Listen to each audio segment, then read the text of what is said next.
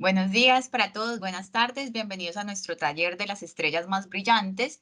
Mi nombre es Susi González, soy astrónoma en el Observatorio Astronómico ITM y pues hoy vamos a hablar un poco de este tema, pero hacer primero una introducción bueno, tenemos que saber a qué nos referimos cuando hablamos del brillo de las estrellas, ¿cierto?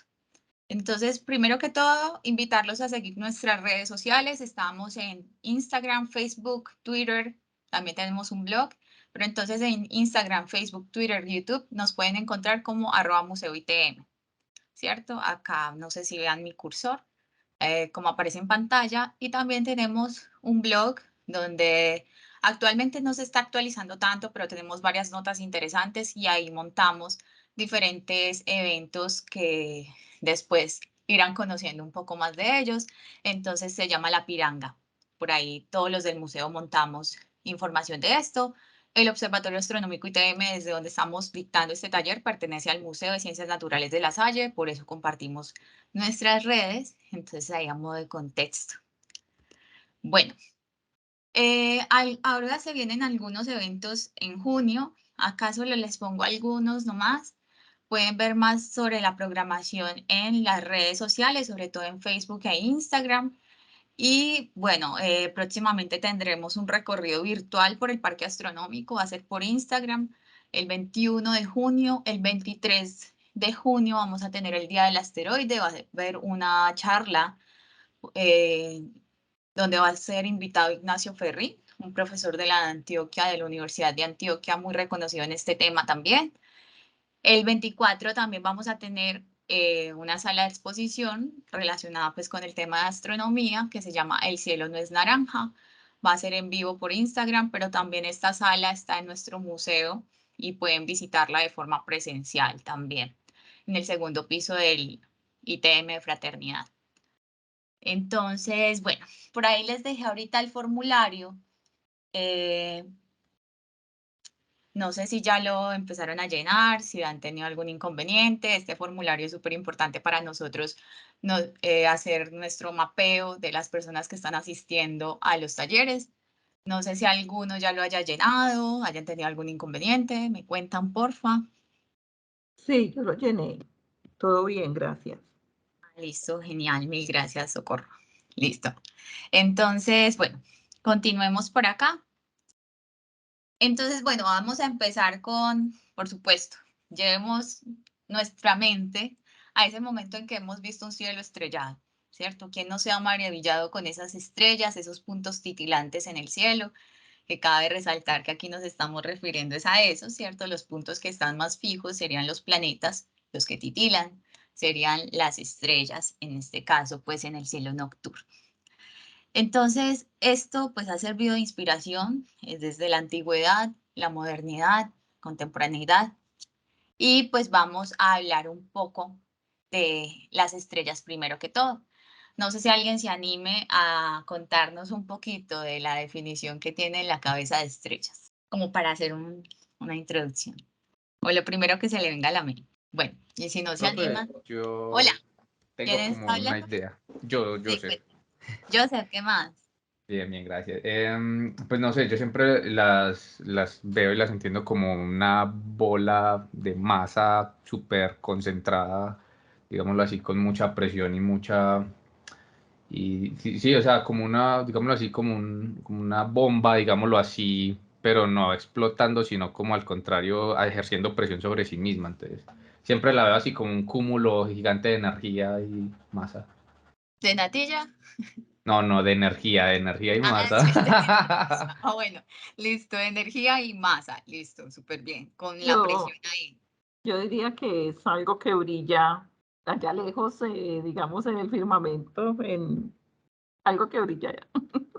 O sea, tiene Lo que, energía, masa, brillan. Por acá también me dice Mateo Vallejo, bolas de gas, ¿cierto? Están bien acercados, pues cercanos a la definición de estrellas. Me gusta porque tenemos una noción de tanto verlas en el cielo, tenemos una noción también de lo que son. Entonces, vamos a dar un breve brochazo de qué son para que pues sigamos con el contenido del taller. Entonces, si bien nos dijeron por acá Mateo, Joseph, Socorro, pues son esferas de gas caliente ionizado, ¿cierto? O sea, ahí vamos cerquita. ¿Qué es eso de gas caliente ionizado? O sea, si nosotros evaporamos el agua, ahí vamos a tener un vapor caliente, ¿cierto? O sea, un gas caliente. Pero no solamente es que esté caliente, sino que los electrones estén libres, o sea, esté ionizado. Es un gas lleno, digamos, de procesos energéticos que están pasando ahí. Como decía Joseph, también tiene unos procesos de presión y gravedad muy importantes. Resulta que las estrellas son esféricas porque tienen procesos en los que la gravedad ejerce su fuerza hacia adentro, pero la presión hacia afuera. Entonces, ese equilibrio de fuerzas se le conoce en física, en general, como equilibrio hidrostático. En ese equilibrio hidrostático logramos que los objetos, como las estrellas, tengan forma esférica, ¿cierto? Entonces hay un equilibrio entre esas componentes.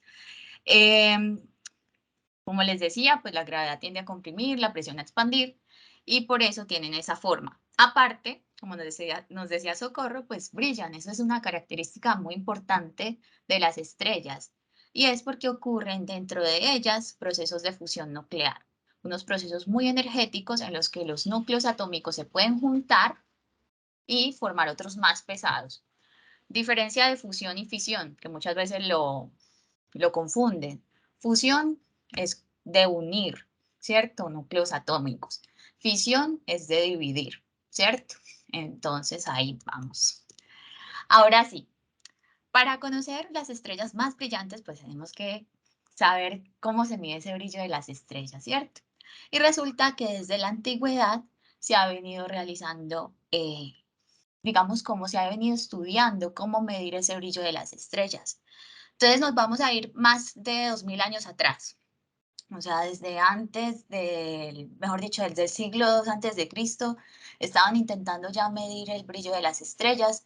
Uno de los que más se conoce que hacía esto era Hiparco de Nicea, también se conoce como Hiparco de Rodas, si mal no recuerdo, y es porque él, a pesar de que nació en Nicea, se fue para una isla que se llama Rodas a hacer un observatorio donde tuvo diferentes instrumentos astronómicos que él mismo construyó, ¿cierto? Estamos hablando del siglo II antes de Cristo, y pues él fue astrónomo, matemático, geógrafo, se caracterizó también por digamos, estos estudios, y entre esos aportó varias cosas, entre esas la división del día en 24 horas, que pues bueno, lo seguimos usando.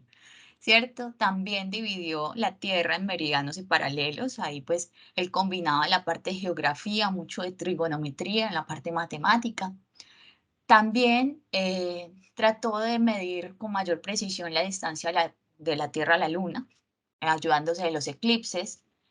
Y algo muy importante que es para lo que, digamos, traemos a Hiparcos acá, es que realizó un catálogo de unas 850 estrellas. En este catálogo, a ver por aquí, él utilizó diferentes objetos astronómicos. A ver, ¿quién me está hablando por acá? Cuéntenme. ¿Alguien me está hablando? Ah, no, alguien está ingresando. A ver, yo le doy el ingreso. Listo. En este catálogo, resulta que Hiparco, pues, él se basó en el brillo de las estrellas utilizando un instrumento muy, digamos, rudimentario, en el que por medio de los diferentes, digamos, huequitos iba viendo qué tan grande era el brillo que podía haber de los objetos celestes. Entonces, el 1 se lo asignó al objeto más brillante y el 6 era una escala del 1 al 6 y el 6 al objeto menos brillante que pudiera haber, ¿cierto? O sea, entre más grande fuera el número, menos brillante sería el objeto que estaba viendo, ¿cierto? Que estaba bien. En este catálogo, aparte de medir ese brillo de las estrellas, de establecer una escala de brillo, también especificó ciertas posiciones de las estrellas y pues con sus instrumentos se ayudó mucho como para tratar de tener ese primer catálogo pues que se tiene constatado que tenemos, ¿cierto? Entonces, bueno, para esa escala de magnitud, como les digo, pues él se basó en escalas de números enteros del 1 al 6, siendo el 1 el objeto más brillante, ¿cierto? Y el 6 el menos brillante. Entonces algo así era como lo que él trataba de hacer con el área, digamos, que ocupara dicho brillo en el cielo. Esto se cree que lo estableció Hiparco, pero de igual manera es algo que se ha venido conociendo sobre todo por otros astrónomos muy reconocidos como Ptolomeo, más adelante, ¿cierto? Que si bien para nosotros es en la antigüedad todavía, pues Ptolomeo era el que hablaba también de lo que realizaba Hiparcos por allá en el siglo II antes de Cristo. Todo esto se realizaba pues con el ojo desnudo, mirando al cielo, utilizando solamente nuestros ojos, todavía no había instrumentos astronómicos como telescopios ni nada de esto, ¿cierto? Algo importante de mencionar es que en parte por eso el ojo más o menos alcanza hasta la magnitud 6. Algunos alcanzamos menos, también ahorita pues con toda la situación de la contaminación lumínica, pues esto varía, ¿cierto? Pero acá como para darles un datico de esa magnitud. Entonces, bueno, por acá yo les voy poniendo preguntitas para que estemos un poquito despiertos. Y pues bueno, es sobre el taller. Entonces, ¿qué son las estrellas de acuerdo a lo que vemos por acá? Es de lo que vimos ahorita. Por acá me dicen la E, la C, esferas A, esferas de fuego. B, esferas de gas caliente. C, esferas de gas caliente ionizado. D, esferas de gas frío ionizado. Todas las anteriores o ninguna de las anteriores. Bueno, por acá otra vez la C, C, C, eso, esa es gas caliente ionizado, ¿cierto? Entonces, esa sería pues como la respuesta. Y continuemos por acá sobre los aportes que hizo Hiparco. Entonces, ¿cuáles se acuerdan que haya hecho? Entonces, A, medir con mayor precisión la distancia a la Luna, catalogó unas 850 estrellas, dividió el día en 24 horas, inventó algunos instrumentos astronómicos, todas las anteriores o ninguna de las anteriores. A ver, a ver, a ver. Por acá me dicen B, E. ¿Quién más? ¿Quién más? Bueno, esta está un poquito más variadita, ¿cierto? Bueno, para recordar, me gusta hacer esto también, resulta que Hiparcos hizo todas las anteriores, ¿cierto? Esa es la respuesta como tal. Él inventó diferentes instrumentos astronómicos, así fueran rudimentarios, también dividió el día en 24 horas, también hizo el catálogo de estrellas y por acá, ahí me dio la distancia entre la Tierra y la Luna. A ver que por acá se me perdió la presentación ya. Eso. Entonces, bueno, ya continuando, pues decíamos, listo, en la antigüedad ya teníamos una escala de magnitudes, que se cree que el pionero de esto fue Hiparco, ¿cierto? Pero ya pues obviamente fue pasando el tiempo y se trató de perfeccionar esta medición del brillo. Entonces se restablece en realidad ese orden de magnitud. Se sigue respetando la escala como tal, en el que entre menor sea el número, mayor es el brillo del objeto que estamos viendo. Por allá hace unos años, pues se dieron cuenta que, de acuerdo a la escala que se venía midiendo en la antigüedad, entre la escala, digamos, de la magnitud 1 y la magnitud 6, habían como 100 veces de brillo, digamos, de diferencia. Entonces eso lo establecieron como para nosotros tener ya como algo más preciso, una medida más precisa en la escala.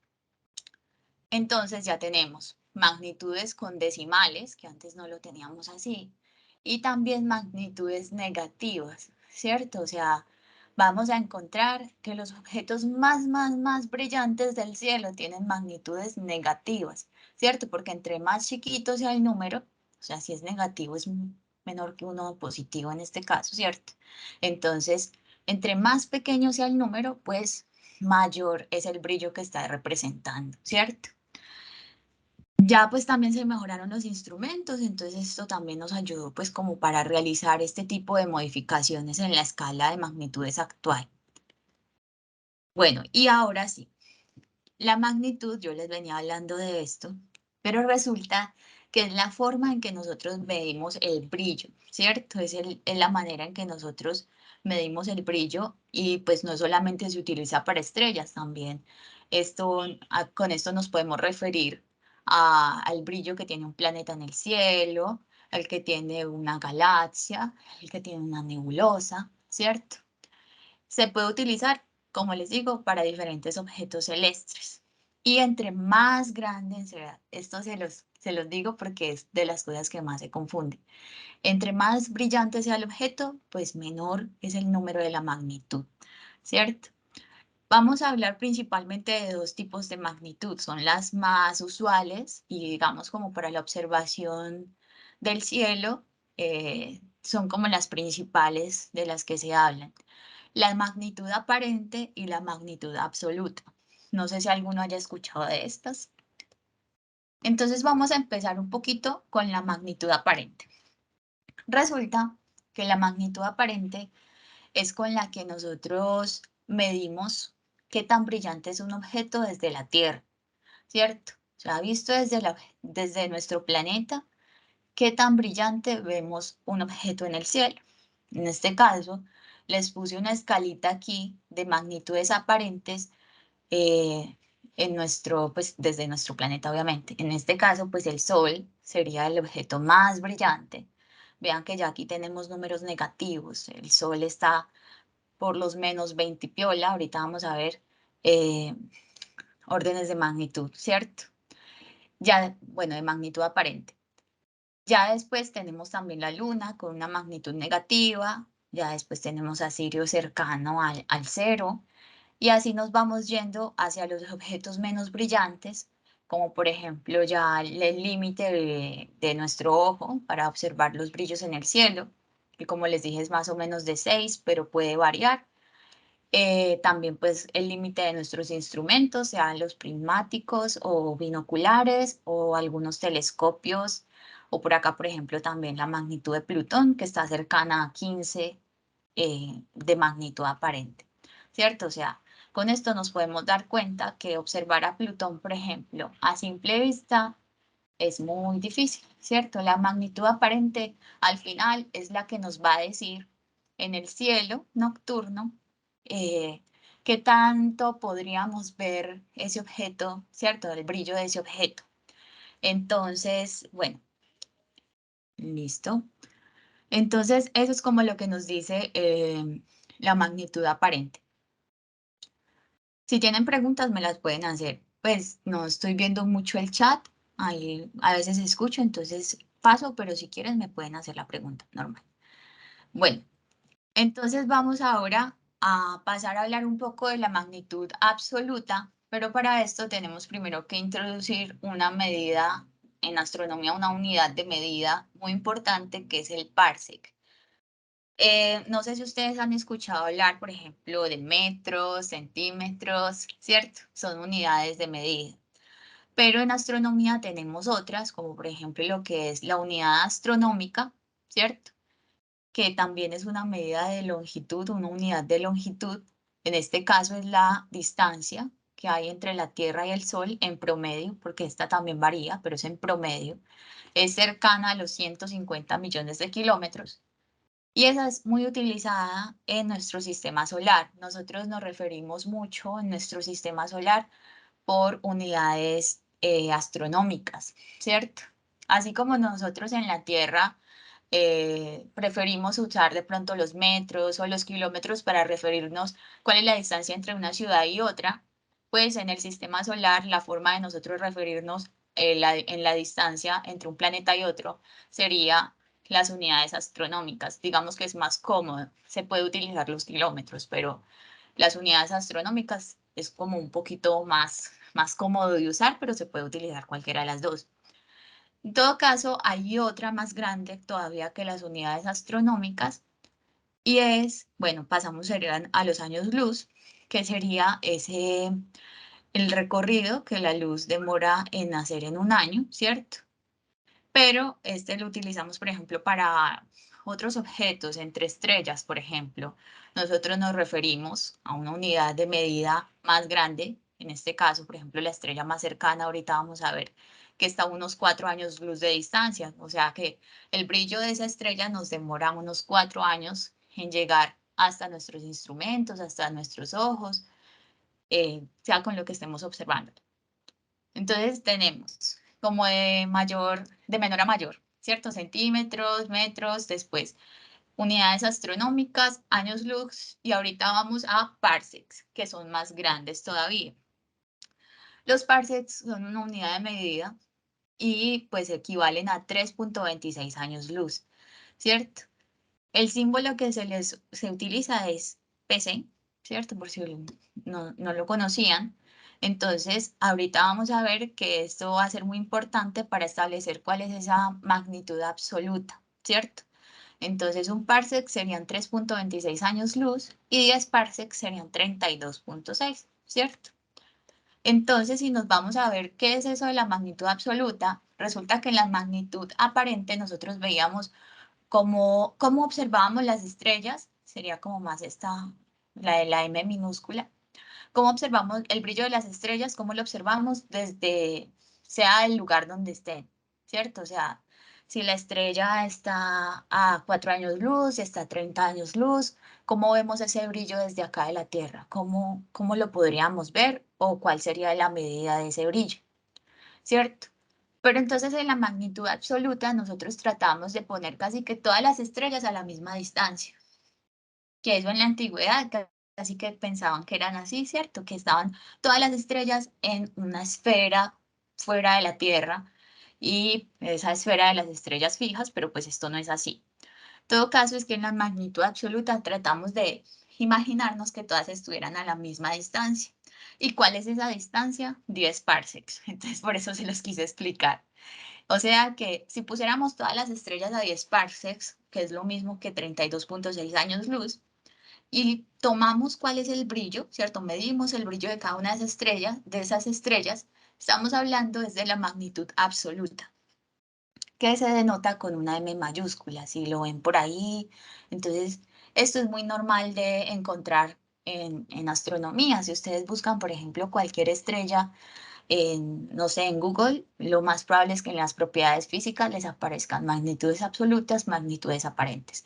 Aparentes para conocer cuál sería el brillo que tendría nuestro cielo, ¿cierto? Absolutas para conocer cuál sería el brillo que tendría esa estrella si nosotros nos paráramos a 10 parsecs de ella, ¿cierto? Entonces, por ejemplo, nosotros del Sol, ahorita vamos a ver, pues estamos a una unidad astronómica, ¿cierto? No estamos ni a 10 parsecs siquiera, pero si nos paráramos a 10 parsecs, ¿a cuánto la veríamos? Sería la magnitud absoluta. Entonces vamos a hablar ahora sí de las estrellas más brillantes, ¿cierto? No sé si tienen por acá alguna preguntita, me la pueden hacer. Entonces vamos a empezar pues con el Sol, ¿cierto? La estrella más brillante de nuestro cielo. Muchas veces nos referimos, es como cuando pensamos en las estrellas más brillantes, pensamos en las del cielo nocturno, y bueno, me gusta siempre hacer esta salvedad, porque a veces es como si dejáramos al sol por ahí botado. Entonces, nada, el sol es la estrella de nuestro sistema planetario, sí, es también una estrella, es la principal del sistema solar, entonces por acá vamos a hablar un poquito del sol, donde la magnitud aparente es de menos 26.73. O sea, aquí tenemos el objeto más brillante del cielo, ¿cierto? O sea, por eso la magnitud es negativa de menos 26.73. Y pues la magnitud absoluta, o sea que si nosotros ya no estuviéramos a una unidad astronómica del Sol, sino a 32.6 años luz, ¿cierto? Estaríamos viendo el Sol con una magnitud de 4.83, o sea, cómo cambia ahí el brillo de cómo lo vemos, ¿cierto? Justamente porque pues este depende también de la distancia a la que le estemos observando. Bueno, cabe resaltar que es la estrella más cercana a nosotros y pues como les decía, es la estrella de nuestro sistema planetario, la principal fuente de radiación electromagnética de la Tierra, del sistema solar, y compone el 99.86 de toda la masa del sistema solar. O sea, si nosotros pusiéramos toda la masa del sistema solar, hagan de cuenta que los planetas, la estrella, el Sol y los demás cuerpos de nuestro sistema solar fueran como bolitas de plastilina y los pudiéramos juntar, el 99.86% de toda esa masa sería del Sol nomás, ¿cierto? Y pues nuestro Sol está en una etapa de su vida que se llama ser una estrella de secuencia principal, es decir, que está fusionando, ¿cierto? Juntando átomos de hidrógeno para convertirlos en helio, ¿cierto? La fusión del hidrógeno en este caso. Otras cosas pues que es importante saber del Sol y a veces me preguntan, nuestro planeta, como les decía, pues no está siempre a la misma distancia de nuestro Sol. En promedio decimos que a una unidad astronómica, pero en algunos casos pues estamos más cerquita del Sol, otros más lejos. Hace días estuvo sonando una noticia súper, ¿cómo se dice? Conspirada, no, ¿cómo se dice? Esas noticias falsas, ¿cierto? Eso fake, noticia falsa, de que en el afelio, mejor dicho, que iban a haber como 3 meses de afelio, no. El afelio solamente se da por allá, este año va a ser el 4 de julio. Y pues a veces es el 3, otras veces 4, y es el momento en que la Tierra está más lejos de nuestro Sol, ¿cierto? Pero pues esto no tiene que ver tanto, no tiene tanto impacto sobre las estaciones como si lo tiene la inclinación del eje terrestre. No me va a quedar mucho ahí, pero quería como mencionar un poco acerca de esto. Igual si tienen preguntas me las pueden hacer. Aparte de eso, pues nuestro Sol pues es la principal fuente de energía de nuestro sistema solar y pues nos permite estar en una región muy especial y es la zona de habitabilidad, ¿cierto? Entonces ahí estamos en una región donde podemos tener agua líquida sobre la superficie. Por acá algunos de pronto han escuchado de esto y pues lo quería también como mencionar de acuerdo a las características de nuestro Sol. Para verlo en vivo lo pueden hacer, todo el tiempo lo está observando una sondita que se llama la SOHO, el Observatorio Solar y el Esférico de la NASA. Y pues tienen todo el tiempo este observatorio está viendo al Sol, así esté de noche lo está viendo porque está por fuera de la Tierra, todo el tiempo apuntándole al Sol en un punto muy especial. Entonces, denme un segundo, yo les mando aquí el enlace por si lo quieren ver. Listo. Entonces, para no quedarnos más aquí en el Sol, bueno, aquí esto se me corrió, por ahí tenemos un taller que si lo quieren ver, se llama La Estrella Más Cercana y por ahí bienvenidos, pues si lo quieren buscar en el canal de YouTube del Museo ITM, por ahí está, súper bienvenidos. Ahora sí, vamos con las estrellas del cielo nocturno, ¿cierto?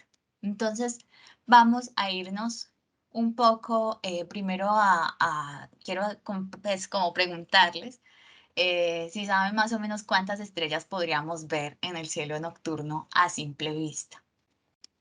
Algunos se anima, no se anima. Bueno, por acá les puse como, bueno, serán decenas, centenas, miles.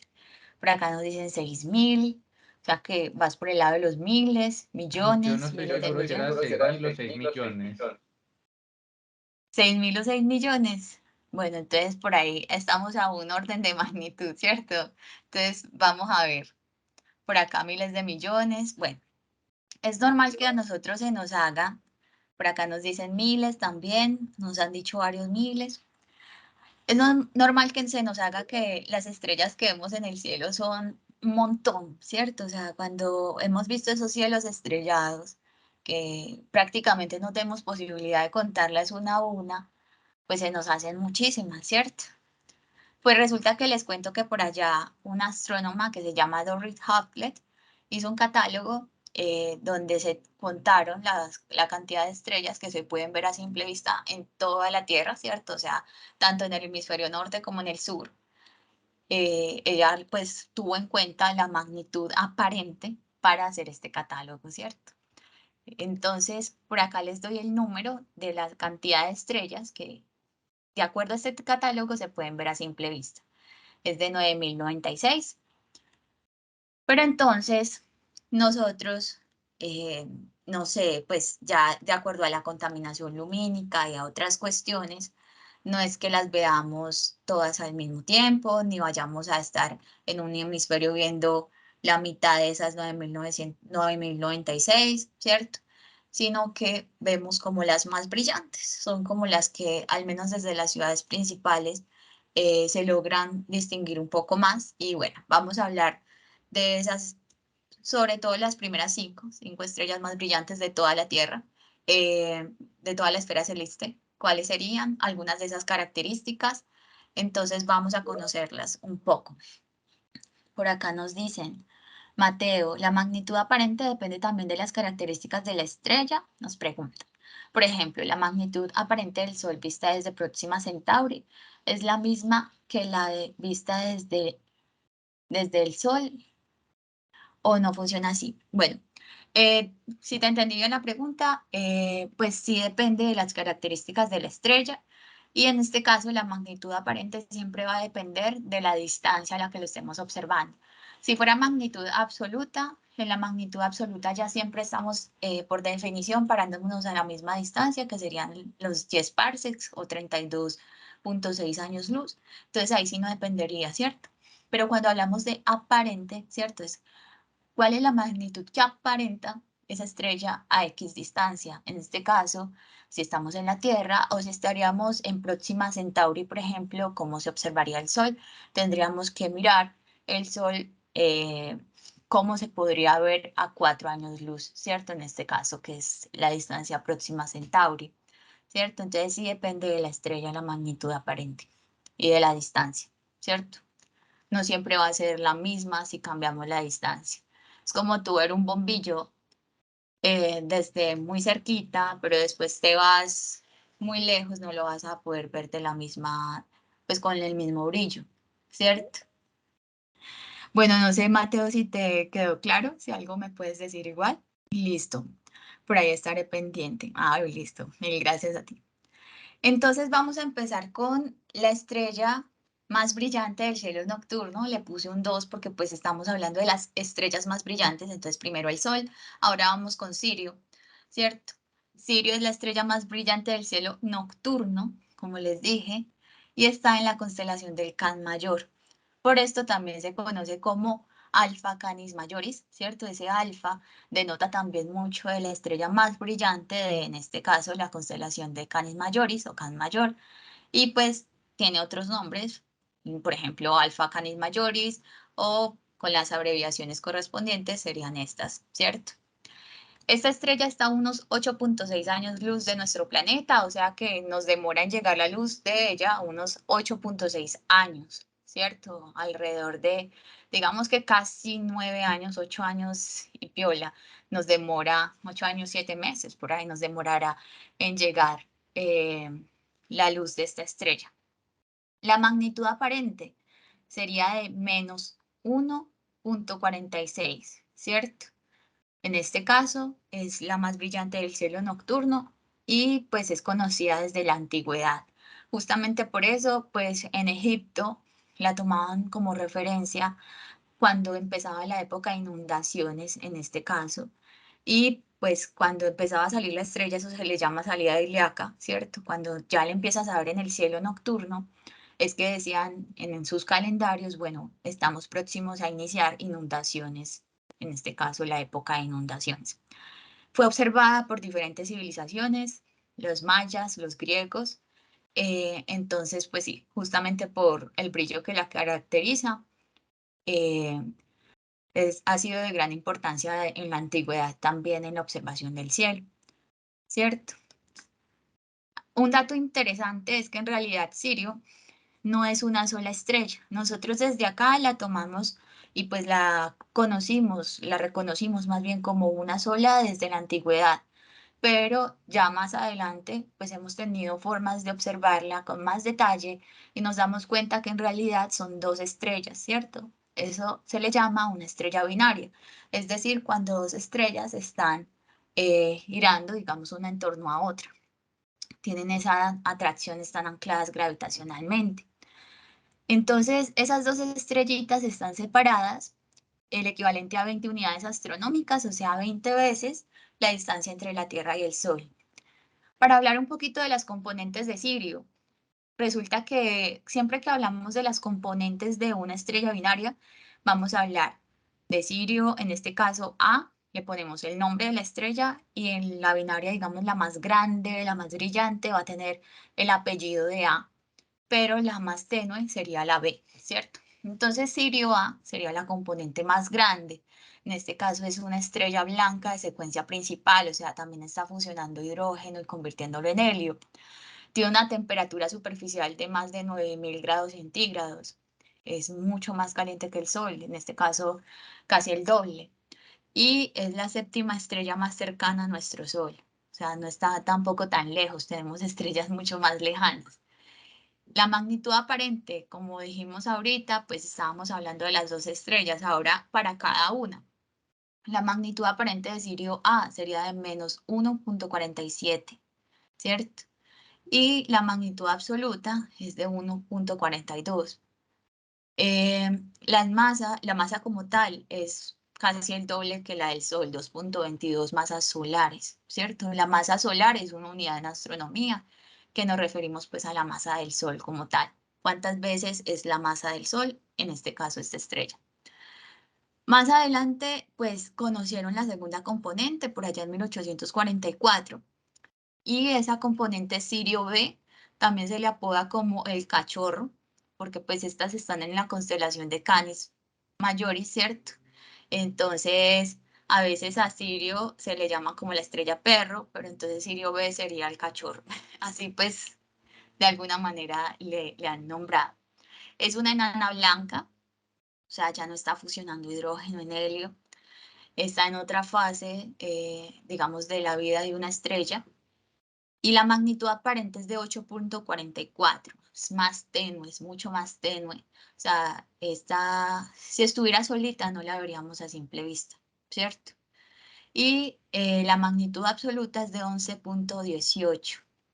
La masa es mucho más pues, pequeña que la otra, es casi de una masa solar. Y por acá una imagencita de un telescopio que observa en rayos X donde se pueden ver las dos componentes medianamente diferenciadas, pues, ¿cierto? Se pueden ver dos punticos brillantes ahí. La comparación de tamaños. Entonces, si tuviéramos que esta fuera la principal, ¿cierto? Sirio A, en comparación con el Sol, sería de este tamaño. Pero resulta que la segunda componente es más pequeñita. Resulta que se puede comparar casi que con el tamaño de nuestro planeta. Es una enana blanca, ¿cierto? Entonces ya es un núcleo estelar expuesto, ya no es una estrella en la secuencia principal como tal. Ha pasado más tiempo y ha liberado capas, pues, que antes tenía encima y se va quedando, digamos, ese núcleo expuesto de la estrella. ¿En dónde está? Bueno, aquí está la constelación de Canis Majoris, ¿cierto? Y estaría por este sector, por acá. Ahorita al final les iba pues como a dar un poquito como de algunas herramientas. En este caso pues igual les aprovecho para decir, esto es un pantallazo de Stellarium Web. En este caso, Stellarium es un aplicativo que pueden tener instalado en el computador, pero también tiene la versión web por si lo quieren utilizar. Entonces, bueno, ahí les dejo. Ahorita vamos a ver varios pantallacitos así. Entonces, para contarles de una vez de dónde lo tomé, por si quieren irlo a mirar. Ustedes le pueden dar la ubicación desde dónde están para que ahí les sea más fácil encontrar hacia dónde deben mirar, si se va a ver o no esa estrellita esa noche, entre otras cosas. Entonces, bueno, por acá seguimos con Canopus. Canopus sería la segunda estrella más brillante del cielo nocturno. Esta ya tiene una magnitud aparente de menos 0.72, ¿cierto? Y está en la constelación de Carina, también conocida como la Quilla. Esta está, digamos, relativamente cerca de la constelación de Orión, que yo sé que varios la reconocen, entonces por ahí les dejo el datico. También se conoce como Canopo, Alpha Carinae, ¿cierto? Alfa, pues porque es la estrella más brillante de la constelación de Carina. La masa, resulta que esta estrella ya está en una fase, digamos, de gigante. La masa está entre 8 y 9 masas solares, pero el radio es de unos 71 radios solares. O sea, el radio es 71 veces más grande que el radio de nuestro Sol. Y la magnitud absoluta, o sea, si nos pusiéramos a 10 parsecs de ella, sería de menos 5.53, ¿cierto? La distancia a Canopus, 310 años luz. Esa es la distancia. Entonces veamos que Sirio está a unos 8.6 años luz, Canopus está más lejos, pero aún así es la segunda más brillante del cielo, porque es bastante luminosa. Entonces por acá la tenemos. Esta sería la constelación de Carina o la Quilla, y por acá estaría Canopus, ¿cierto? Vamos ahorita con Alfa Centauri, esta sería la tercera más brillante del cielo. Por aquí ahorita creo que fue Mateo, me habló un poquito de Próxima, ¿cierto?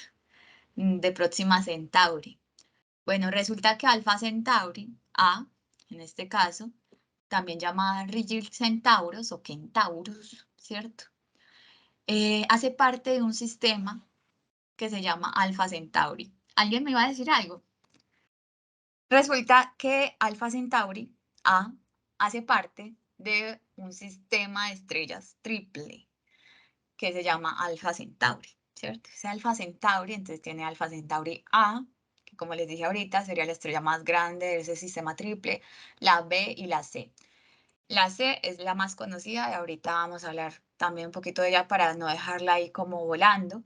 Pero entonces en este caso empecemos con la tercera estrella más brillante, sería la parejita entre Alfa Centauri A y la B, ¿cierto?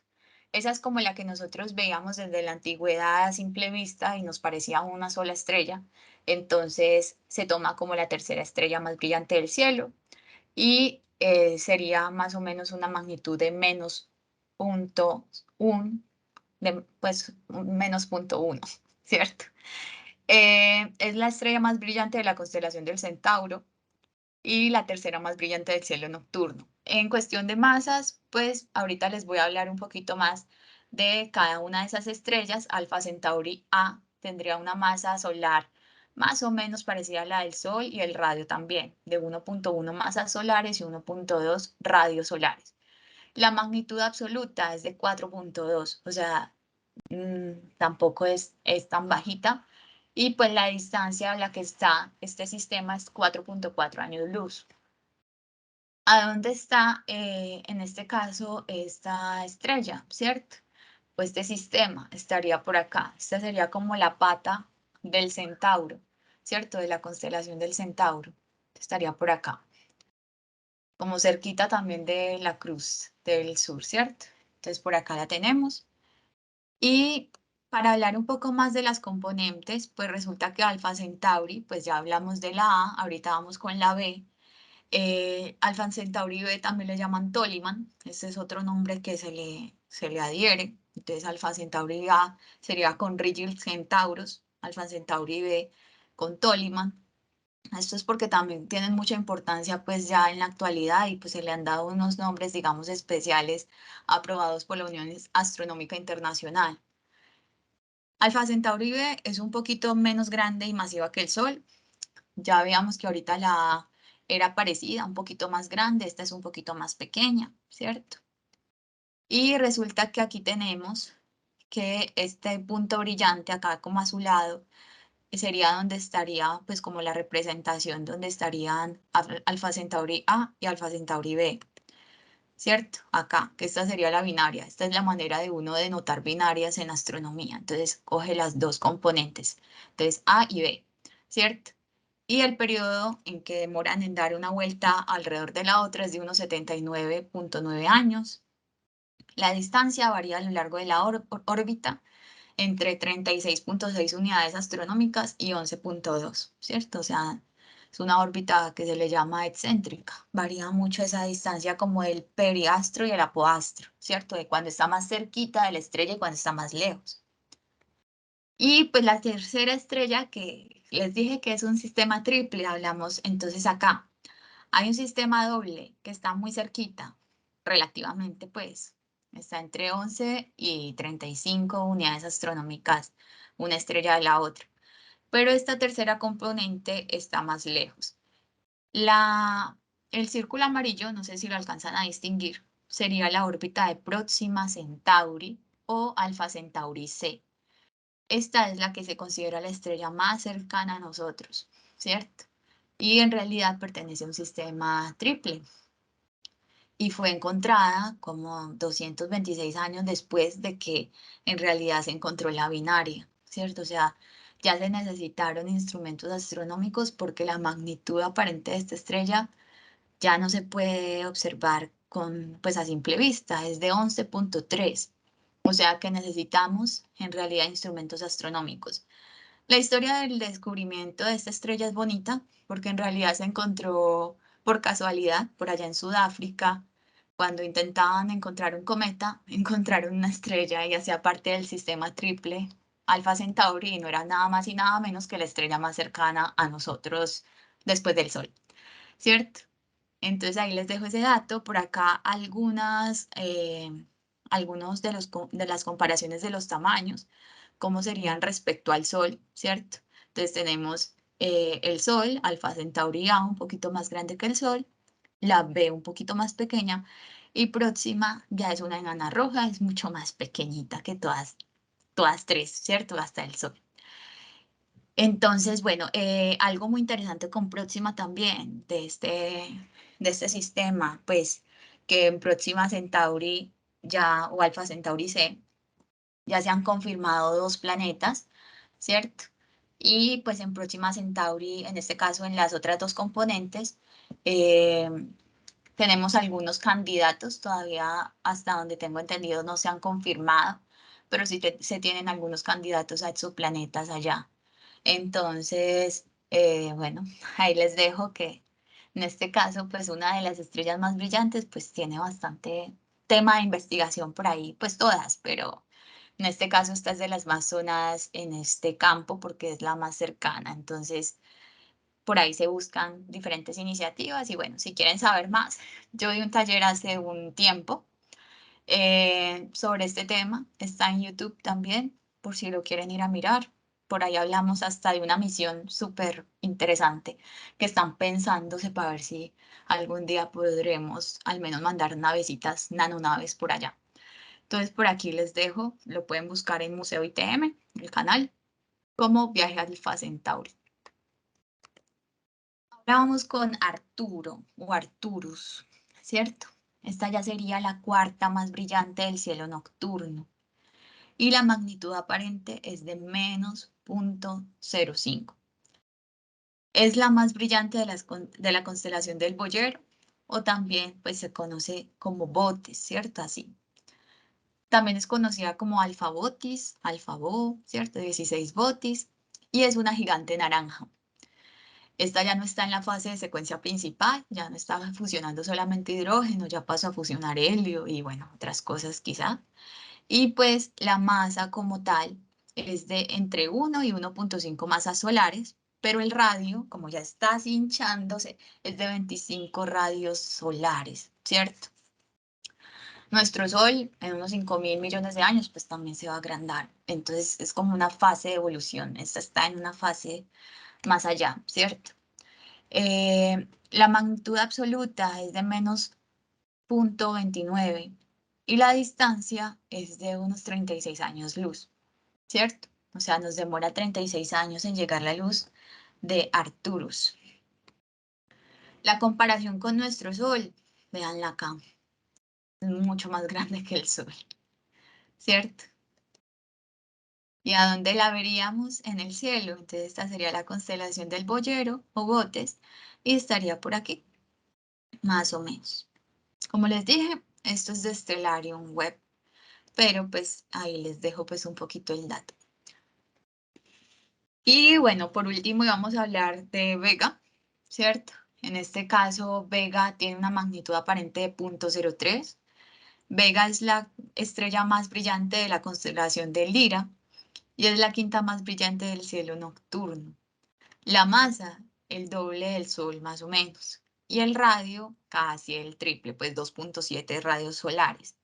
La magnitud absoluta sería de 0.58 y la distancia es de 25.3 años luz. Por acá estaría Vega en la constelación de la Lira, ¿cierto?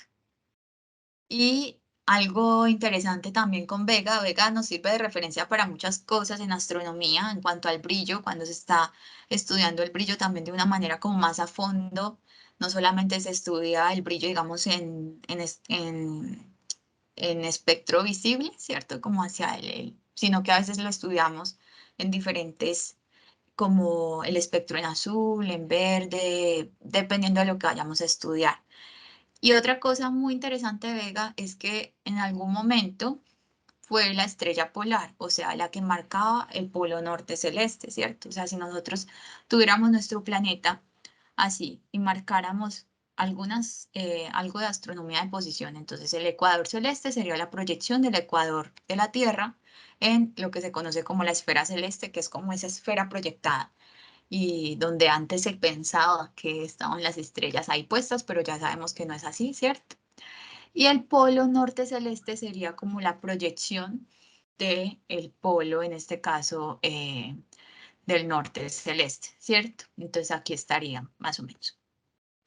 Entonces, bueno, en este caso, pues como para contar un poquito, esa estrella polar cambia con los años y en algún momento hace 12.000, bueno, en el 12.000 antes de Cristo se cree que Vega estuvo como estrella polar y por allá en el año 13.720, o sea, no nos va a tocar, también va a volver a ser estrella polar, ¿cierto?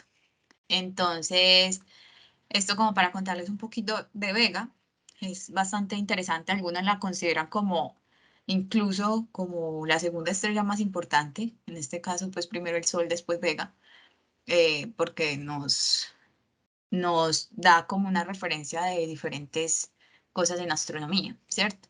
Pero igual, todas son súper importantes, al menos para mí. Entonces, bueno, por acá un resumencito en cuanto a las magnitudes y las estrellas que mencionamos ahorita, ¿cierto? Entonces, acordémonos que hablábamos es de magnitudes aparentes, porque estamos hablando de las estrellas visibles, ¿cierto? Las estrellas más brillantes en el cielo nocturno. ¿Esto qué quiere decir? Que siempre nos vamos a fijar en esas magnitudes aparentes, donde nuestro ojo podría observar máximo hasta magnitud 6. Esto depende mucho de dónde estemos, de nuestros ojos, ¿cierto? Por acá un resumencito de otras estrellas. Vean, vimos hasta Vega, pero entonces por acá otras estrellas que son bien brillantes en el cielo serían Capella, Rigel, Procyon, Arkenar, Betelgeuse, Hadar, Aldebarán. Entonces por acá se las dejo y hagamos pues una dinamiquita por aquí. Entonces, ¿cuál es la más brillante? A ver si se acuerdan. Por acá me dicen la más brillante, dicen por acá, ¿no? Sí, tenía su cáscara. Eso, por aquí nos están contestando ya. Sirio, digamos, es la más brillante después del Sol, pero primero, eso es el Sol como tal. Entonces, listo, sería la C. Y ahora vamos con la siguiente. Las estrellas que observamos en la noche, entonces, A, tienen la mayor cantidad de magnitud. B, son las de mayor magnitud absoluta. C, son las más grandes. D, son las de mayor magnitud aparente. C y D son correctas o todas son correctas. Veamos, esta la hice un poquito diferente. Me gusta, me gusta. Bien. Por acá ya la han contestado todos bien, excelente. Bueno, eso me gusta porque justamente también era como el objetivo, ¿cierto? Que entendamos un poco ¿cuál es esa medida del brillo que tenemos que mirar si queremos saber si una estrella o un objeto lo podemos ver en nuestro cielo? En este caso, las estrellas más brillantes pues fueron en las que nos centramos, pero eso nos va a servir para también nosotros conocer sobre si podemos observar o no otras estrellas u otros objetos desde donde estemos, ¿cierto? Bueno, haciendo hincapié, ay, acá, sigo compartiendo, ¿cierto? Sí, la era minimizada. Haciendo hincapié en este caso, pues que también tenemos algo, un limitante, y es, por ejemplo, la contaminación lumínica, que no es un secreto y lamentablemente es una realidad. Y pues acá está algunas de las, pues como una escala en la que nosotros miramos qué tanto cambia nuestro cielo respecto a las luces que nosotros tengamos, ¿cierto? Donde observamos que entre más luces, pues hacia este lado, pues menos estrellas vamos a ver en el firmamento, ¿cierto? Menos objetos celestes, porque no solamente son estrellas, ¿cierto? Lo que vemos en el cielo. Entonces, por acá volverlos a invitar al recorrido de El cielo no es naranja. Este va muy guiado, de hecho va guiado totalmente con este tema, por si quieren también estar. Y por aquí lo volví a minimizar. Bueno. Y algunas herramientas así rápidamente, al menos de las que yo utilizo. Carta celeste, ¿cierto? Stellarium y Star Wars 2 son aplicaciones. La carta celeste, por ejemplo, yo tengo esta en este momento. En el observatorio también tenemos una en la página del Museo ITM, ¿cierto? Pueden ingresar, es www.museoitm.edu.co y por ahí van a encontrar también un archivo de carta celeste que podrían descargarlo, al menos los que estén en Medellín les va a servir mucho y los que no, pues bueno, ya habría que calcular un poquito más porque esto tiene que ver con el lugar donde estamos, la latitud de donde estamos, que Medellín es de unos 6 grados al norte. Entonces, estos serían algunos de los instrumentos pues, que nos servirían para nosotros ubicarnos en el cielo y saber más o menos qué estrellas vamos a ver, ¿cierto? Varias cartas celestes tienen, por ejemplo, las magnitudes representadas. Bueno, no sé hasta dónde me hayan escuchado. Por acá está bastante intermitente. Por aquí estoy, Francisco, otra vez. Qué pena. Sí, ha habido como una intermitencia hace nada, mejor dicho. eh, pero ya me están escuchando, ¿no? Súper. Bueno, no sé hasta dónde me escucharon ahorita. ¿Estuvieron hasta esta parte o me fui antes? Hasta la parte de algunas herramientas de visualización. Ah, bueno, súper. Entonces sí, pues estas son algunas herramientas que al menos les traigo en este momento como un complemento a esto de las estrellas más brillantes. De igual manera me pueden preguntar, no sé si tengan preguntas al respecto, sobre todo que se me cayó ahí pues como una intermitencia por un momento. Entonces, si quieren, me pueden preguntar con toda tranquilidad. Y bueno, recordarles los que no han llenado el formulario, se los agradezco mucho. ¿Tienen alguna preguntita? El semillero, me preguntan por acá, Leo, para que los que de pronto van a YouTube me sepan de qué les estoy hablando. El semillero que dictan en el observatorio es solo para los estudiantes del ITM. No, en realidad pueden asistir las personas que están fuera de nuestra institución, con tal de que sean por ahí más o menos de 10º grado en adelante. No es como una condición así súper, ¿cómo se dice?, obligatoria. La cuestión es que tienen que tener ciertas bases, matemáticas sobre todo para ingresar, pero igual ahí pues se puede, digamos, como coger el hilo. Pero desde que estén en 10º grado en adelante, universidad o ya, mejor dicho, trabajando, lo que sea, de ahí en adelante pueden ingresar. Es gratuito, es abierto para todo público, está dictándose tanto virtual como presencial. También se está dictando los jueves, todos los jueves a eso de las 2 de la tarde, sí, 2 de la tarde. Entonces, este jueves, por ejemplo, si quieren también pueden mirar. No sé si tengas, Mateo, el correo. Igual eso lo ponen en la página del observatorio del museo, pero te lo voy a dar por acá. .com. Entonces pueden escribir a nelsonmiranda@itm.edu.co si están interesados. Mil gracias, Francisco. Sí, por acá le contaba a Mateo que pueden ingresar al semillero y pues no hay restricción de nacionalidad ni de que sean de la institución, es gratuito. Y por ahí lo único que tendrían que hacer en caso de, es, si es virtual, pues escribirle a Nelson. Y en caso de que sea presencial, incluso pues yo sé que si llegan allá, él lo recibe con todo el gusto. De igual manera, si le quieren preguntar desde antes, pues lo pueden hacer por ahí por el correo. Y nosotros pues yo creo que más o menos hasta, yo creo que 30 de junio es jueves, ¿cierto? Más o menos hasta ahí es que se estaría dictando el semillero de ahí para allá. Quizás entremos en un receso y ya después les avisaremos cuando volvamos a estar otra vez en el semillero.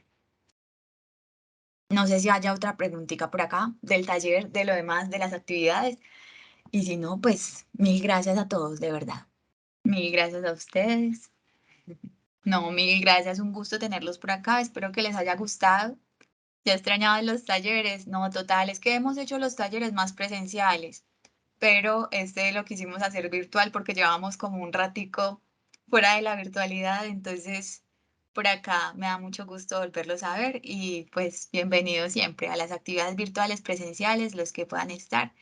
Y un abrazo, mil gracias en serio.